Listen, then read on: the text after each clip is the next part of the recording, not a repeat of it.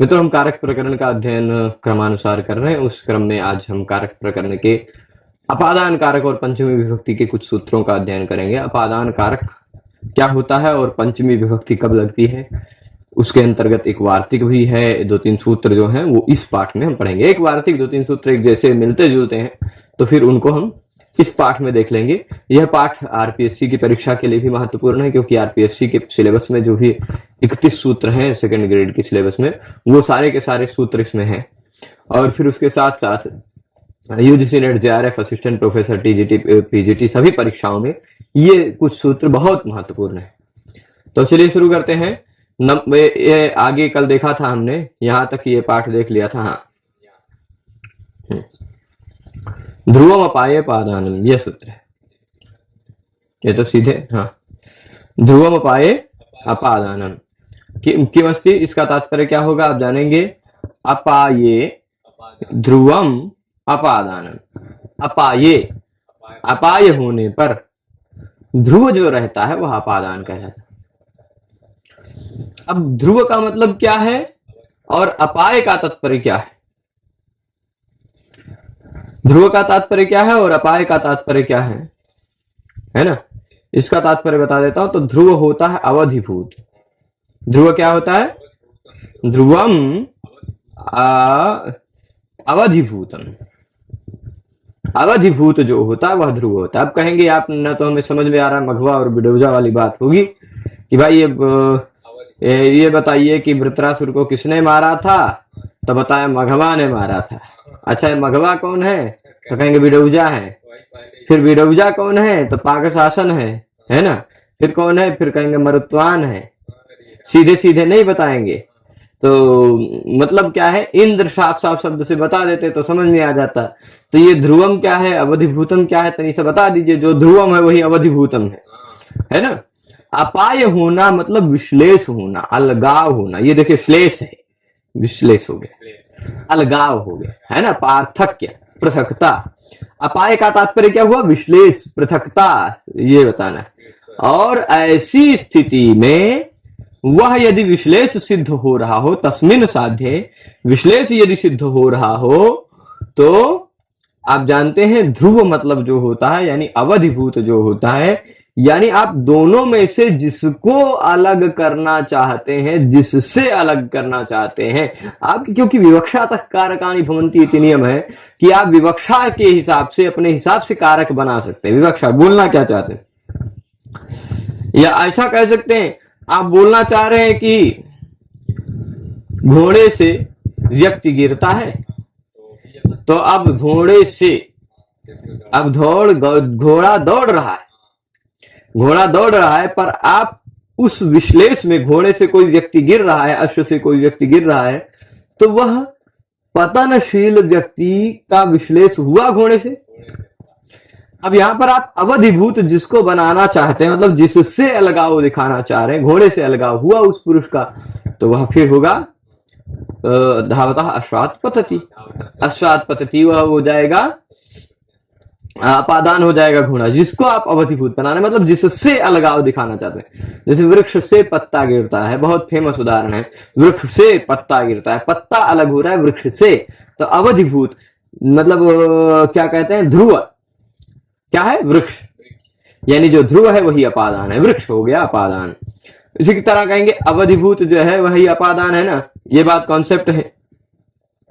तो इसमें और बताएंगे, कई उदाहरण हो सकते हैं इसके, कई उदाहरण हो सकते हैं। जैसे अब कहते हैं मैं कुर्सी पे बैठा हूं, है, मैं कुर्सी पे बैठा हूं, फिर मैं कुर्सी से अलग हो रहा हूं, ठीक। अहम आसन्दात उत्तिष्ठामि, या फिर अब कोई दूसरी क्रिया जोड़ दीजिए तो ऐसा भी कह सकते हैं कि कुर्सी मुझसे अलग हो गई। मत या मत्ता कोई भी कह दे, है ना।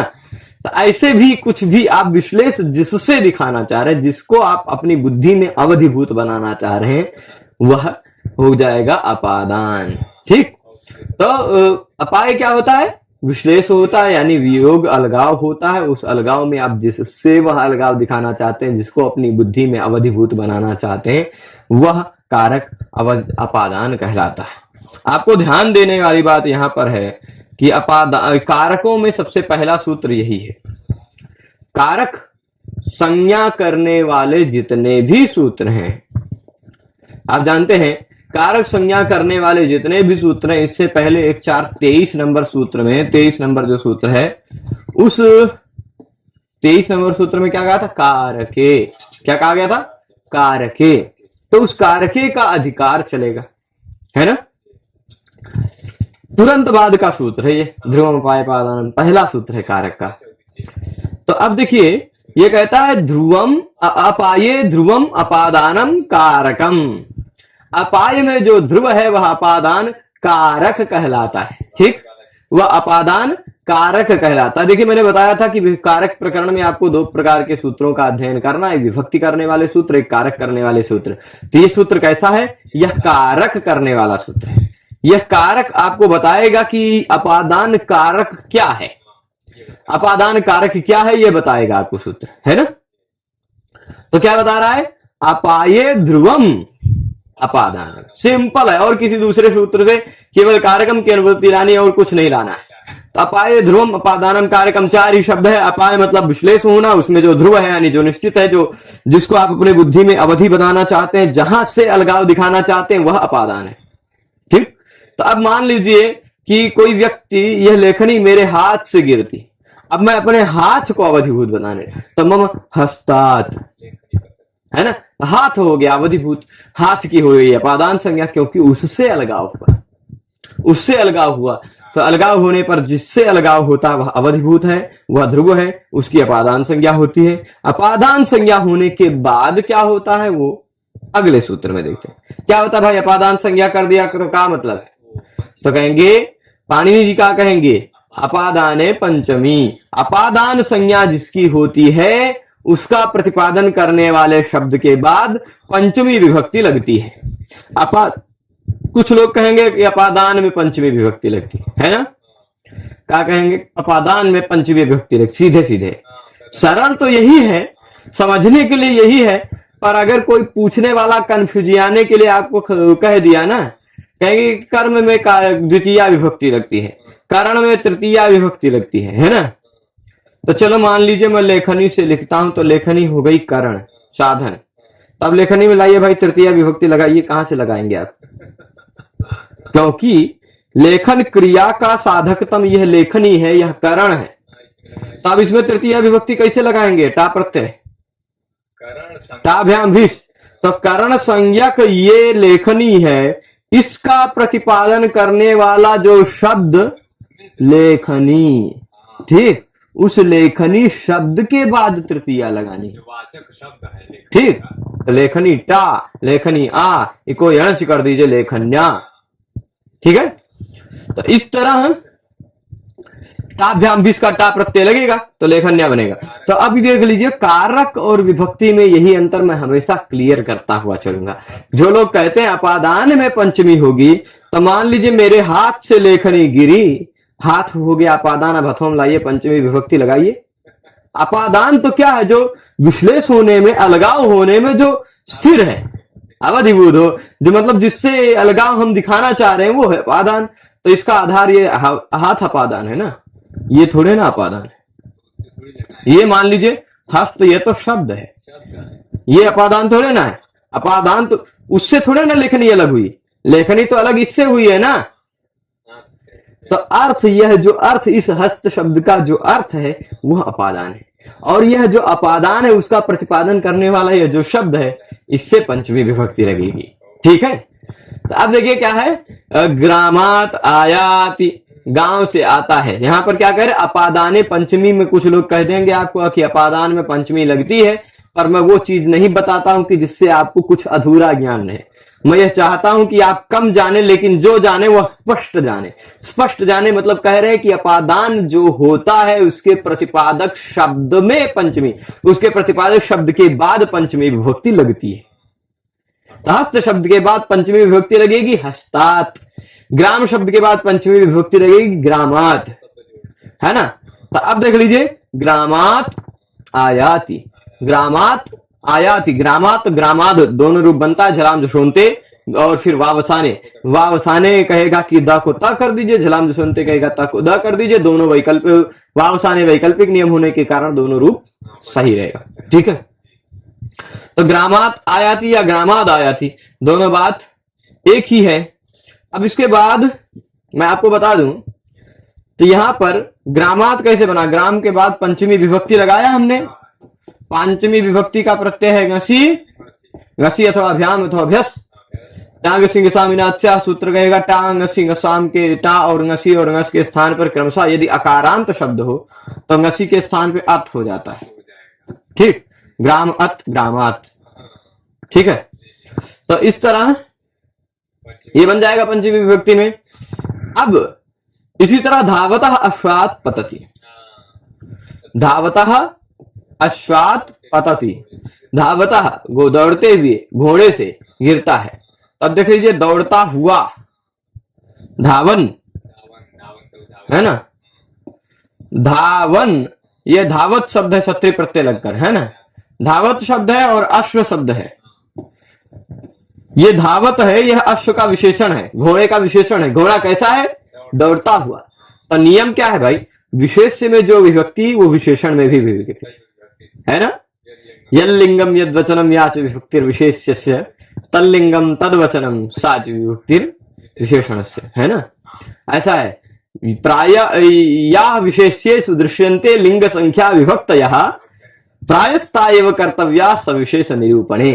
यह विशेष्य में जो लिंग संख्या विभक्तियां दिखाई पड़ रही हैं, जो वचन लिंग जो विभक्ति दिखाई पड़ रही है, विशेषण में भी उसका ही ग्रहण करना है। ठीक, अब भाई मान लीजिए कोई घोड़े से गिरता है, अश्व हो गया अपाय, मतलब अश्व से गिरता है, गिरता है यानी अपाय हुआ, अलगाव हुआ, विश्लेष हुआ, जुड़ाव समाप्त हुआ, है ना। तो अश्व हो गया अवधिभूत, क्योंकि घोड़े से गिर रहा है, ऐसा हम साबित करना चाह रहे हैं। तो ध्रुवम अपाय अपादानम ने कहा कि भाई अश्व हो गया अपादान, अपाय का अपादान संज्ञा कर दिया, अपादान संज्ञा हुई। तो जो अपादान प्रतिपादक घोड़ा है, उस घोड़े का प्रतिपादन करने वाला जो शब्द है, उस अश्व शब्द से पंचमी विभक्ति लगा के अश्वात बन गया। तो भाई अब इसका विशेषण ये भी है, तो इससे भी पंचमी विभक्ति लग जाएगी। इसमें भी घसी प्रत्यय लगेगा, घसी में से बचेगा अस, इसमें भी घसी लगा, पर टांग सिंह स्वामीनाथ से अत हो गया, क्योंकि ह्रस्व अकारांत शब्द है, यह ह्रस्व अकारांत नहीं है। ह्रस्व अकारांत शब्द के बाद आत हो जाता है, राम रामात, ग्राम ग्रामात, सर्व सर्वात, सर्वस्मात बन जाता है। तो सर्वनाम होने के कारण अलग है, सर्वनाम वाली बात अलग है ना। अरुण अरुणात, पुस्तक पुस्तकात, सारे जगह ह्रस्व अकारांत शब्द है तो वहां आत आ जाएगा, पर और कोई जगह ऐसा शब्द है तो वहां अस जुड़ता है, अस। तो ngसी का अस जुड़ेगा, धावत अस, धावतस, स को विसर्ग कर दीजिए, धावतः, धावतः अश्वात, है ना। चलिए धावतः अश्वात, स को रू किया था हमने, धावतरु, धावतर, है ना, धावतर अश्वात। रा को फिर अब यहां पर अगर आप संधि के नियम अगर पढ़े हैं पहले कभी तो आपको ध्यान होगा, तो ये इधर भी ह्रस्व है, इधर भी ह्रस्व है, यहां भी ह्रस्व है, यहां भी ह्रस्व, दो ह्रस्व के बीच में अगर रू आता हो या विसर्ग आता हो, सामान्यतः विसर्ग ध्यान रखिए, तो उसके जगह पे ऊ हो जाता है ना। और फिर अतोर प्लुताद प्लुते से ऊ हो गया, धावत ऊ, आद गुणा से गुण हो गया, आद गुणा से गुण हो गया, धावतो, धावतो अश्वात। ये एंगंत हो गया, ये ह्रस्व हो गया, एंगा पदांत दति ने कहा कि पूर्व रूप कर दो, धैवतः अश्वात को धावतो अश्वात हो गया। ठीक, तो कई सूत्र यहाँ पूर्व रूप संधि भी है, गुण संधि भी है, और फिर विसर्ग संधि भी है, कई कह सकते हैं, कुछ भी जो आपको कहना है वो कह सकते हैं, कोई दिक्कत नहीं है। ठीक, सामान्यतः हम बताए धावतो अश्वात में धावतः में भी पंचमी है, अश्वात में भी पंचमी है। ठीक है, धावतः अश्वात पतति। ये कारक क्या है, हो सकता है इसमें से कुछ चीजें आपको जो ऊपर से जा रही हैं वो उतना समझ लीजिए, खाली हम आप अगर कुछ लोग आप में से संधि पहले पढ़ रखे हो तो उनको स्मरण कराने के लिए बोला है हमने, वो समझाने के लिए नहीं बोला। नहीं तो समझाने के लिए हमारे पास बहुत पर्याप्त समय है, हम समझा भी सकते हैं। और यदि आपको विशेष संधि में समझना, अभी भी आप सब में से कुछ लोग ऐसे हैं जिनको लगा कि मेरे लिए संधि बहुत कठिन है, तो आप संस्कृत गंगा के हर एक प्लेटफॉर्म पर उपलब्ध है लघु सिद्धांत कौमुदी मेरे द्वारा पढ़ाई हुई, प्रत्येक शब्दों की सिद्धि करते हुए लघु सिद्धांत कौमुदी के अनुसार संधि के प्रत्येक सूत्र के प्रायः प्रत्येक उदाहरणों को सिद्ध करते हुए क्रमशः यहां पर यह नियम लगा, और यही नियम क्यों लगा ये बताते हुए, नियम क्या कहता है, यह नियम यहां क्यों लग रहा है, क्या जो नियम कहता है वही उदाहरण में दिखाई पड़ रहा है, ये सब कुछ बताते हुए हमने सिखाया। तो पूरा आप सिद्धांत कौमुदी के अनुसार, लघु सिद्धांत कौमुदी के अनुसार संधि प्रकरण को देख सकते हैं, सब जगह उपलब्ध है। आप लघु सिद्धांत कौमुदी संस्कृत गंगा ऐप पर भी फ्री में उपलब्ध है वो। और फिर उसके बाद संस्कृत गंगा सरल संस्कृत व्याकरण चैनल पर भी उपलब्ध है, और यहाँ क्या कहते हैं संस्कृत गंगा चैनल पर भी उपलब्ध है, तो वहां से देख सकते हैं। वो भी मेरा बताने का प्रसंग नहीं, वो केवल कुछ लोगों को धावतो अश्वात में क्या दिखा है, तो वही मैं बताने के लिए धावता और अश्वात दो अलग शब्द है, संधि हो गई है ना। जैसे रामः अयम रामोयम, बालकः अयम बालकोयम, है ना, बालकः अस्ति बालकोस्ति, वैसे धावतः अश्वात धावतो अश्वात। ठीक है, तो अब देखिए अब प्रश्न क्या उठा रहे हैं, ये प्रश्न उठा रहे हैं कि भाई इससे पहले ध्रुवम अपाये पादानम कारकम सूत्र में आपने कहा था कि अपाये ध्रुवम अपादानम कारकम, अपाय में जो ध्रुव है वह अपादान कारक होता है ना। तो कारक क्यों कह रहे हो, कारक न कहते तो क्या दिक्कत आती, कारक न कहने पर क्या दिक्कत आ सकती थी ये तो बता दीजिए। तो कहेंगे कि भाई वृक्षस्य पर्णम पतति, क्रिया से जो संबद्ध होता वही कारक होता, ये बात ध्यान रखिएगा। क्रिया से जो संबद्ध है वही कारक है, क्रिया से जो असंबद्ध है वह कारक हो ही नहीं सकता, है ना। तो अब देख लीजिए, वृक्षस्य पर्णम पतति, वृक्ष का पत्ता गिरता है, वृक्ष का पत्ता गिरता है। हम यहां भले ही वाक्य सही है यह वाक्य, पर हम यहां पर विश्लेष भले भी है, पर हम अवधिभूत नहीं बताना चाह रहे, हम यहां पर संबंध मात्र बताना चाह रहे। वृक्ष का पत्ता गिर रहा है। अब अगर वृक्ष का गिरता है हम इतना कहेंगे तो नहीं समझ में आएगा, वृक्ष का गिरता है, आपको थोड़ी आकांक्षा बनी रह जाएगी। पर ये क्या कह रहे, प्रतीति पर्यवसान विरह रहेगा। प्रतीति पर्यवसान विरह आकांक्षा की परिभाषा बताई, मतलब क्या है कि प्रतीति समाप्त नहीं हो पाएगी, आपको पूर्ण ज्ञान नहीं हो पाएगा, यह तात्पर्य। आकांक्षा कुछ ना कुछ बनी रह जाएगी कि भाई वृक्ष से पतति, वृक्ष का गिरता है, वृक्ष का गिरता क्या गिरता है, पत्ता गिरता है कि डाली गिरता है कि लकड़ी गिरती है कि फिर क्या कहते हैं फूल गिरता है कि फल गिरता है ना, ऐसी आकांक्षाएं बनी रहेंगी। तो वृक्ष का गिरता है, यहां हम वृक्ष और पत्ते के बीच में संबंध बताना चाह रहे हैं। हाँ, हमारी विवक्षा संबंध मात्र की, तो हम संबंध मात्र की विवक्षा में षष्ठी होगी, षष्ठी सूत्र से।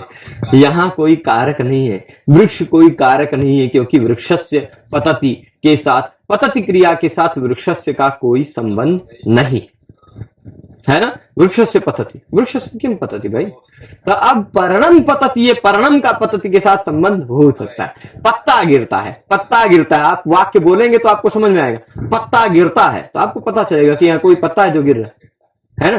पर अब वृक्ष का गिरता है मतलब क्या गिरता है, ये आकांक्षा बनी रह जाती है, इसमें पूरा वाक्यार्थ बोध नहीं होता है। इसलिए यह कारक नहीं है। क्रिया से जो संबंध होता है, क्रियान्वयित्वम कारकत्वम, क्रिया से जो अन्वयी होता है, क्रिया से जिसका अन्वय संभव है वही कारक है। क्रिया से इस वृक्षस्य पतति का, वृक्षस्य का पतति के साथ कोई अन्वय संभव नहीं है, इसलिए यह कारक नहीं है। जो कारक होगा वही अपादान। हम कारक के रूप में बोलना चाहेंगे तब तो वो अपादान होंगे, है ना। बिल्कुल। तो अब ये चीज है ना, ये बात समझ गए। अब इसके बाद एक वार्तिक जिसको हम समझ लेते हैं। तो अब अभी तक हमने जो बताया उसका निष्कर्ष भी ध्यान रख ले, भूलते हुए न जाएं। ध्रुवम अपाय पादानम ने कहा, अपाय होने पर जो ध्रुव होता है वह अपादान कहलाता है। ध्रुवम अपाय पादानम, यह इस सूत्र का तात्पर्य हुआ। और जहां भी अपादान होता है, जिसकी भी अपादान संज्ञा होती है, उस अपादान संज्ञक जो अर्थ है उस अर्थ का प्रतिपादन करने वाले शब्द के बाद पंचमी विभक्ति लग जाती है, ऐसा अपादाने पंचमी ने कहा। धावतः अश्वात् पतति, ग्रामात् आयाति, वृक्षात् पत्रम पतति, या हस्तात् लेखनी प्रभ्रष्टा, ऐसा कुछ भी पतति, ऐसा कुछ भी उदाहरण आपको पंचमी में मिले, इन सभी उदाहरणों में पूछा जाए कि अपादान संज्ञा किस सूत्र से हुई है, तो आप ध्रुवोपाय पादानम बताएंगे। पंचमी विभक्ति किस सूत्र से हुई है, तो अपादाने पंचमी बताएंगे आप। ठीक है, ये पूरा स्पष्ट हो। तो अब इसके बाद जुगुप्सा विराम प्रमादार्थानाम उपसंख्यान में वार्तिक बता देते हैं वार्तिक क्या है? जुगुप्सा विराम प्रमादार्थानाम उपसंख्यानम। ठीक, जुगुप्सा विराम प्रमादार्थानाम उपसंख्यानम। यह वार्तिक क्या कहता है कि थोड़ा सा ऊपर ले चलते हैं इनको, ये ऊपर नहीं जा रहे थे इसलिए हमें ऐसा कुछ करना पड़ा है। जुगुप्सा विराम प्रमादार्थानाम उपसंख्यानम ये कहता है जुगुप्सा अर्थ हो। कौन कौन सा अर्थ बता रहे हैं? जुगुप्सा अर्थ हो। कुछ पाणिनि जी से सूत्रों में छूट जाता तो कात्यायन जी जोड़ देते हैं, ऐड कर देते हैं। कितना? जुगुप्सा विराम और प्रमाद, इन तीनों अर्थों वाली धातुओं का प्रयोग हो तो उन धातुओं का जो कारक है वह अपादान कहलाता है। ठीक, अपाये उसने कहा था पहले, इससे पहले सूत्र कहा था अपाये ध्रुवम अपादानम। ये क्या कह रहे हैं? जुगुप्सा अर्थ वाली धातु हो, विराम अर्थ वाली धातु हो, प्रमाद अर्थ वाली धातु हो, ऐसी तीन प्रकार की धातुओं का प्रयोग होने पर उसका जो भी कारक है वह अपादान होगा। ठीक है, तो अपादान संज्ञा होगी। ये कुछ लोग कहते हैं कि भाई ये जो वार्तिक है ना, यहां सिद्धांत कौमुदीकार ने अपादान पंचमी सूत्र के अंतर्गत पढ़ा, यानी ये सीधे पंचमी विभक्ति करता। ऐसा कुछ लोग भ्रांत होते, तो मैं आपको बता दूं, स्पष्टतः बता दूं, यह पंचमी विभक्ति नहीं करता है। यह वार्तिक भले अपादान पंचमी के अंतर्गत कहा गया है, ये प्रसंगवश प्रसंग संगति दिखाते हुए इन्होंने बताया। क्योंकि अपादान ध्रुवमपाय अपादानम पहले बता दिया पाणिनि जी ने, भट्टोजी दीक्षित ने भी ध्रुवमपाय अपादानम लिख दिया, तो अपादान संज्ञा का क्या फायदा है ये बताए बिना दूसरा उपादान संज्ञा का वार्तिक लिख डाले का? तो पहले एक बार अपादान संज्ञा क्या है ये बताया, फिर अपादान संज्ञा करने के बाद फल क्या मिला ये बताया, अपादान पंचमी, फिर दोबारा फिर अपादान में आ रहे हैं, है ना? कि ऐसा नहीं है कि ये विभक्ति करने वाला नहीं है अपादान, ये सीधे विभक्ति करने वाला सूत्र नहीं। कुछ लोग भ्रांतिवश कहते हैं, तो उनको मैं बता दूं, कहेंगे कि भाई देखिए यहां कहीं कुछ नहीं लिखा है, यहां कुछ नहीं लिखा है। पापात जुगुप्सा से सीधे उदाहरण दे दिया, पापात विरमति धर्मात प्रमाद्यति, ये सीधे उदाहरण दिया है।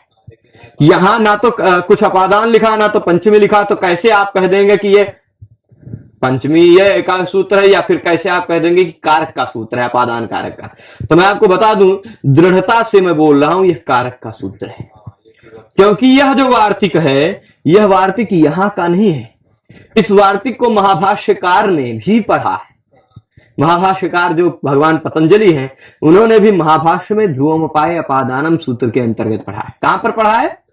हम इसको 2-3 स्रोतों से निर्धारित करेंगे। ध्रुवमपाय अपादानम सूत्र के अंतर्गत महाभाष्य में यह वार्तिक ऐसी शब्दों में लिखा हुआ है। ठीक, अब दूसरी बात, आप यदि इसका उदाहरण भी बताएंगे तो इसको हमने कंफर्म करने के लिए, इस पाठ को कंफर्म करने के लिए कि सच में यह अपादान संज्ञा ही करता है कि पंचमी ही करता है, हमें ध्यान आया कि हमने कुछ समय पहले मल्लिनाथ को पढ़ा था मेघदूत काव्य में, है ना? मेघदूत काव्य आप सब तो खाली इतना ही पढ़ते हैं कि कश्चित कांता विरह गुरुणा स्वाधिकारात प्रमत्तः शापे नास्तंगमित महिमा वर्ष भोग्येन भर्ती, पर हम उसमें कश्चिदिति हम ऐसे पढ़ते हैं। कश्चित का मतलब क्या है, स्वाधिकारात का मतलब क्या है, वहां कश्चित शब्द का ही प्रयोग क्यों किया? क्योंकि कालिदास जी वह अपराधी व्यक्ति था, उसने अपने स्वामी का अपराध किया था, उसका सीधे सीधे नाम नहीं लेना चाह रहे हैं, उसी के नाम से सीधे शब्द क्यों ग्रहण करें, है ना? अपराधी है, उसका अपने ग्रंथ का पहले ही नाम उसका क्यों रख दें? तो इसलिए क ब्रह्मवाचक शब्द भी है, क जलवाचक शब्द भी है, मंगलार्थक का शब्द का पहले प्रयोग किए हैं। ठीक है, कश्चित भी कह दिए। तो ये ऐसा है, ये सारी बातें जो है वो गंभीर बातें। फिर उसके बाद साधिकारात प्रमत्तः, यहाँ पंचमी विभक्ति दिखाई पड़ रही है, वो क्या है? तो मल्लिनाथ जी ने सीधे सीधे व्याख्या में लिखी है स्वाधिकारात प्रमत्तः। उसकी व्याख्या में आप पढ़ेंगे मल्लिनाथ की संजीवनी व्याख्या जो मेघदूत पर है, तो लिखेंगे क्या कहते हैं? कश्चिदिति स्वाधिकारात स्वनियोगात प्रमत्तो नवहितः।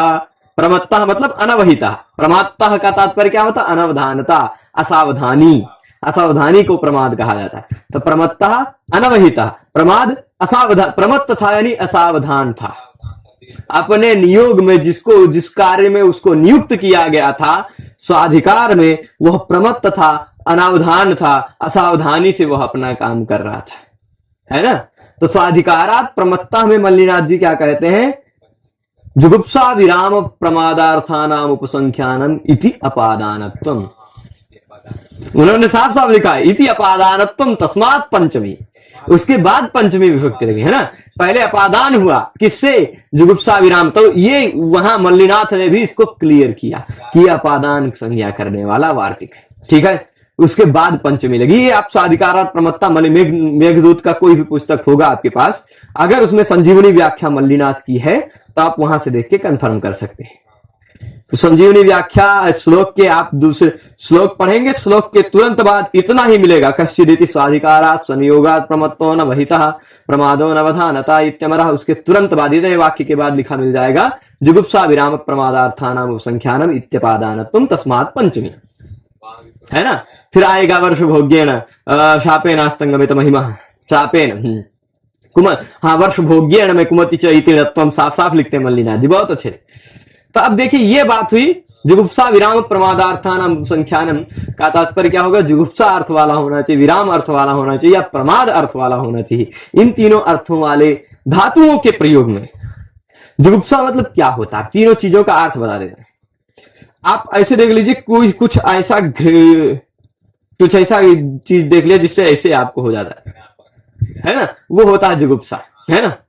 गंदगी देख लिया, या ऐसा कोई क्या कहते हैं कृम कुलचितम लाला किलनम विगंधि जुगुप्सितम, है ना, नीति शतकम में ये कृमि कुलचितम लाला किलनम विगंधि जुगुप्सितम निरुपम रसम प्रीत्या खादन नरास्थि निरामिषम, हड्डी मांस पड़े हुए हैं और कीड़े उसमें रेंग रहे हैं, लाला क्लन लार से गीला हुआ है, नारायण नारायण नारायण। ये है जुगुप्सा रस, ये है जुगुप्सा। ऐसी जुगुप्सा अर्थ वाली घिन आती हो, घिन आना, ठीक।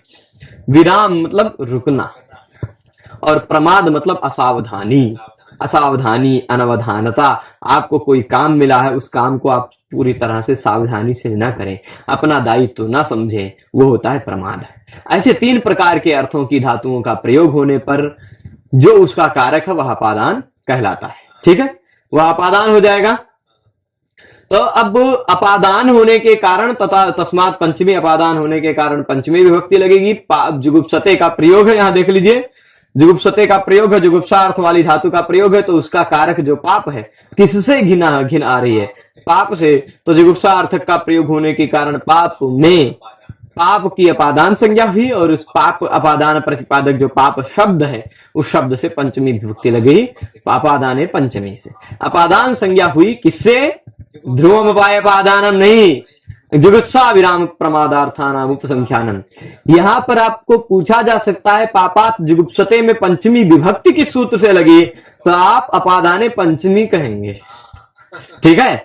जुगुप्सा पापात जुगुप्सते, पापाद विरमति, धर्मात प्रमाद्यति, ये सारे उदाहरणों में पंचमी विभक्ति किस सूत्र से लगी, तो अपादाने पंचमी। पर अपादान संज्ञा किस सूत्र से हुई, अपादान है, ऐसा कैसे पता चला आपको, तो जुगुप्सा विराम प्रमादार्थानाम संख्यानम, ठीक है, ये वार्तिक हो जाएगा। तो पापात जुगुप्सते, पापात विरमति, और धर्मात प्रमाद्यति, धर्म से प्रमाद करता है। जैसे वह साधिकारात प्रमत्ता, साधिकारात प्रमत्ता, वो भी इसी का उदाहरण है, वो ध्यान रखिएगा, है ना। साधिकारात में, साधिकार में उसकी प्रमाद था, प्रमत्त था, अनवधान रहता उसका, है ना। आलस्य अलग है और प्रमाद अलग है, प्रमाद आलस्य निद्रा भी, है ना, प्रमाद अलग है, आलस्य अलग है। आलस्य मतलब क्या होता है कि आप लेटे हैं, न सो रहे हैं, न जग रहे हैं, कुछ करना चाह रहे हैं, न कुछ करना मतलब सोच रहे हैं ये करें कि ये करें, करें, और आपको पता है क्या करना है, आपको ड्यूटी दी गई है, आपकी नौकरी लग गई है, मान लीजिए पढ़ाने में, आप ऐसे जाके कुर्सी पे बैठे हैं, चलो आज नहीं पढ़ाते हैं, ये हुआ था, ये इसको आलस्य नहीं कहते हैं, आलस्य इसको कहते हैं प्रमाद, अनवधानता, अपने दायित्व का निर्वहन न करना प्रमाद है, ठीक। दोनों सामान्यतः एक जैसा अर्थ ले लेते हैं प्रमाद और आलस्य का, पर एक ही श्लोक में भगवत गीता में भगवान श्री कृष्ण ने प्रमाद आलस्य निद्रा भी, प्रमाद आलस्य निद्रा तीनों शब्दों का प्रयोग है, तो काहे कहेंगे, है ना। प्रमाद अलग है, प्रमाद अलग है, आलस्य अलग है, निद्रा अलग है, ठीक है। तो ये हो गया। आगे देखते हैं भीत्रार्थानाम भय हेतु। भीत्रार्थानाम भय हेतु, यह एक सूत्र देख लेते, फिर इसके बाद इस व्याख्यान को समाप्त करेंगे। भीत्रार्थानाम भय हेतु, भी मतलब होता है डर, है ना। भी का तात्पर्य क्या होता है? भी मतलब डर, त्रा मतलब रक्षा। भी अर्थ वाली और त्रा अर्थ वाली धातु का प्रयोग होने पर भय हेतु, ठीक, भय हेतु अपादान। भय अर्थ वाली कोई धातु हो अथवा त्राण यानी रक्षा अर्थ वाली कोई धातु, कौन सी धातु? भय अर्थ वाली कोई धातु हो या रक्षा अर्थ वाली कोई धातु हो, तो भय हेतु, डर का जो हेतु है, डर का जो कारण है, वह क्या होता है? पाणिनि जी कुछ कुछ चीज छोड़ देते हैं, पिछले सूत्र से ले लो। तो आप जानते ही हैं, इससे पहले 23 नंबर वाले सूत्र में क्या था? कारकम था, है ना। और 24 नंबर ध्रुवमपाय अपादानम था, उसमें अपादानम भी था, है ना। तो बाकी के इस सूत्रों से शब्द ले लेना चाहिए। आप हलंत्यम सूत्र पढ़ेंगे लोग सिद्धांत कौमुदी में, तो वहां क्या है? सूत्रे स्वदृष्टम पदम सूत्रांतरादनुवर्तनीयम सर्वत्र, खाली एक के जगह ही नहीं है हलंत्यम सूत्र में, सर्वत्र, सब जगह। जो सूत्र में शब्द नहीं दिखाई पड़ता है, कुछ अधूरा लग रहा है कोई सूत्र आपको, तो भाई आप उनको पढ़िए ना, पाणिनि जी को। पाणिनि जी की शैली इतनी साधारण थोड़े ना, ऐसे अगर साधारण शैली होती तो आज 2500 साल से उनको पढ़ा जाता। तो उन्होंने कैसी शैली का प्रयोग किया है? उन्होंने वाक्यात्मक शैली का प्रयोग किया, जो शब्द पहले प्रयोग कर चुके हैं उसका दोबारा नहीं प्रयोग करेंगे, है ना। जैसे मैं कह देंगे कि मैं यहां से विद्यालय जाऊंगा, ठीक, अब उसके बाद अगले क्या कहेंगे? खाऊंगा, नहीं पढ़ूंगा। अगले वाक्य में क्या कहेंगे? पढ़ूंगा। अब सीधे आप पढ़ूंगा सब पढ़ेंगे तो नहीं समझ में आएगा, पर आप उसके पहले का वाक्य पढ़ेंगे, मैं यहां से विद्यालय जाऊंगा और पढ़ूंगा, तो आप पूरा समझ जाएंगे, है ना। तो खाली पढ़ूंगा समझने से नहीं समझ में आएगा। उसी तरह आपको खाली भीतरार्थानाम भय हेतु पढ़ने से नहीं समझ में आएगा। आप पाणिनि जी इससे पहले के वाक्य में क्या कहें वो समझना पड़ेगा आपको, है ना। वो उनकी शैली है कि पिछले के सूत्रों से आगे के सूत्रों में शब्दों का अवतरण कर लिया जाए। आप भी बोलते हैं भाई, आप ऐसे ही होता है ना, सीधे जैसे आपसे कह देंगे कि ब्रह्मा जी आप क्या कर रहे हैं, या हम कह देंगे कि ब्रह्मा जी आप कब खाना खाएंगे, तो आप खाली क्या कहेंगे? 1 बजे। आप खाली क्या कहते? 1 बजे। अब 1 बजे का मतलब क्या है? जो व्यक्ति केवल 1 बजे इतना ही सुना, क्या वह अर्थ जान जाएगा आपके वाक्य? तो मान लीजिए आपका 1 बजे यह कहना एक सूत्र हो गया, तो आपको 1 बजे सूत्र का अर्थ समझना है, तो उससे पहले कौन सा सूत्र था? ब्रह्मा जी आप कब खाना खाएंगे, ये सूत्र समझना पड़ेगा, है ना। तो यही पाणिनि जी की शैली है, यही शैली है। जो भीतरार्थानाम भय हेतु क्या कहता है, ये समझने के लिए आपको इससे पहले ध्रुवमपाय अपादानम समझना पड़ेगा। वह अपादान की बात चल रही है, तो ये भीतरार्थानाम भय हेतु अपादानम, और अपादान क्या है इसको भी जानने के लिए उससे पहले कारके की बात चल रही, कारक है ना। तो भय अर्थ वाला, रक्षा अर्थ वाला धातु का प्रयोग होने पर डर का जो कारण है वह अपादान कारक होता है, ठीक। अब प्रश्न यहां पर यह उठता है, चलो भाई डर अर्थ का हो और रक्षा अर्थ का हो, तो भाई डर अर्थ की धातु होने पर भय का हेतु हो सकता है, पर रक्षा अर्थ की धातु का प्रयोग होने पर भी भय का हेतु, ये कैसे भाई? ऐसा कुछ लोग कंफ्यूज आ सकते हैं, पर उसको भी मैं क्लियर कर देता। भाई डर अर्थ वाली धातु है, भय अर्थ वाली धातु है, तो भय का हेतु कोई हो सकता है, पर रक्षा अर्थ वाली धातु में रक्षा का हेतु पाणिनि जी को अलग से कहना चाहिए था, ऐसा कुछ लोग सोच सकते हैं, पर पाणिनि जी ऐसे थोड़े ना है। दोनों परिस्थितियों में भय का हेतु कोई ना कोई होगा। अगर मान लीजिए आपकी कोई रक्षा कर रहा है, आपकी कोई रक्षा कर रहा है, तब भी तो आप किसी से डरे ही हो तो हैं, आपका कोई भय का हेतु तो है। जैसे मान लीजिए आप जंगल में शेर के सामने आ गए और फिर अचानक कोई एक बंद गाड़ी आई और आपको बचा के लेके चली गई, रक्षा हुई आपकी, लेकिन फिर भी रक्षा में भी रक्षा का हेतु, अब उस गाड़ी को अपादान मत कहिएगा। भय का हेतु जो था शेर, जिससे आप डर रहे थे, भले आपकी रक्षा हुई, वह अपादान है। भय हेतु अपादानम बहुत, डर का हेतु जो है वही अपादान होगा, चाहे त्राण अर्थ वाली, रक्षा अर्थ वाली धातु हो, चाहे भी अर्थ यानी भय अर्थ वाली धातु हो। भय अर्थ की धातु के प्रयोग में भी भय का हेतु कोई होगा ही, है, किससे डर रहा है ना। रक्षा अर्थ वाली धातु का प्रयोग होगा तो भी भय का हेतु कोई ना कोई होगा ही। तो जो भय का हेतु है, जिसके कारण डर लग रहा है, जिससे डर लग रहा है, वह अपादान। भय हेतु किम अपादानम कारकम। ठीक, जिससे रक्षा की जा रही वह भय का हेतु, वह अपादान है। जिससे डर लग रहा है वह भय का हेतु अपादान है। दोनों परिस्थितियों में रक्षा अर्थ वाली धातु के प्रयोग में भी भय का हेतु होता है, रभी धातु का प्रयोग में, भयार्थक धातु के प्रयोग में भी भय का हेतु होता है। ठीक है, तो भयार्थानां त्राणार्थानां च प्रयोगे हेतु अपादानम स्यात्। भयार्थक धातु के और त्राणार्थक धातुओं के प्रयोग में जो हेतु है वह अपादान कहलाता है। क्या कैसा है? हेतु, भय हेतु होना चाहिए। यहां भय छूट गया मुझे लग रहा है ऐसा, तो भय हेतु अपादानम स्यात्, है ना, चलेगा। तो भय का हेतु जो है वह अपादान कहलाता है। भयार्थक धातु हो और त्राण अर्थ का धातु हो तो उसमें भय का हेतु अपादान कहलाता है। जैसे भयार्थक धातु है विभेति, भयार्थक का प्रयोग है कि नहीं? भयार्थक है ना, विभेति, विभीतः, विभ्यति, विभेति, विभीतः, विभितः, विभ्यति, दोनों रूप बनता है। विभ्यति, विभेषि, विभीतः, विभिथा, विधा। हाँ ठीक। तो अब देखिए ये विभेति, यह भयार्थक धातु का है ना, डरता है। भी धातु जो इत्यादि गण का है, तो डरता है। किससे डरता है? भय का हेतु कौन है? चोर।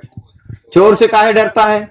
अब आजकल लोग साहसी हो गए हैं कि आवे पटक के मारेंगे, लाठी तोड़ देंगे, है ना। पर पहले के समय में जब आपके पास लाठी वाठी नहीं होता था और आजकल के जैसे मजबूत घर नहीं होते थे, खपड़ेल होते थे, सीढ़ी रख के खपड़ेल पे चढ़ा कूद के आ गया घर में, अब फिर आप खटिया पे सोए हैं, खटिया पे बांध दिया। हमारे गांव में हमने घटना सुनी है ऐसी कि लोग खटिया पे सो रहे हैं, है ना, अब सो रहे हैं, सोते सोते उनको बांध दिया वहीं। अब क्या करेंगे, कैसे उठेंगे?